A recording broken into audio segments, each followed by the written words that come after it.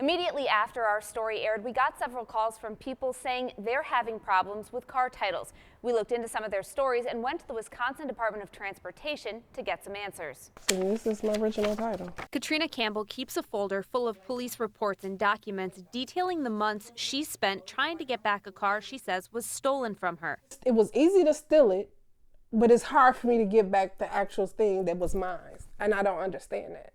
It started back in June. Campbell saw a 1977 Pontiac Granville that looked just like hers, but didn't recognize the driver. Her husband went to check on the car, which they stored in a rented garage. He said the garage is broke into and the car is stolen.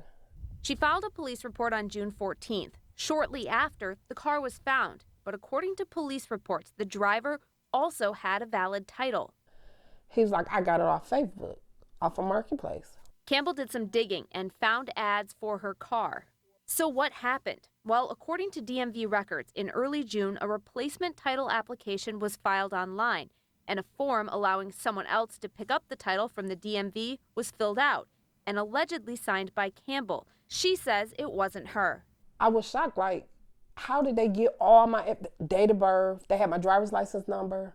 Campbell called CBS 58 Investigates after watching our story about DMV workers forging titles. It's also why Billy and Jenny Thorpe called us. This is like our purchase contract that just says, like, here's our new car, here's the car we traded in. Their situation is a little different. They traded in their car at a Waukesha dealership in October. The dealership sold it at auction. Shortly after the new year, we received a letter from the Milwaukee tow lot saying that it was there and that we were being charged for the storage of it. The Thorpes called the tow lot, said they didn't own the car anymore, and were told to ignore the letter. Then they got a call from their insurance company. And they said that an attorney had contacted them and was trying to file a claim on it because the car had been in an accident and that it had gone through a red light and that there were several injured parties. Apparently the car is still titled in their name.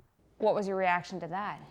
Shock, confusion, and a little bit worried because clearly someone's trying to go after us for injuries that we had absolutely nothing to do with.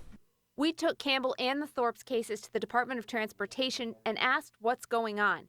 A spokesperson told us in the two cases you cite, neither VIN was involved in internal fraud.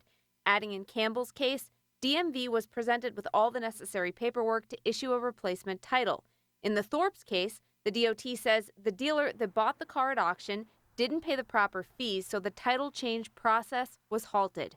I just don't understand. I'm lost. Campbell says the car is the last gift she gave her dad before he died, and it has too much sentimental value to just give up.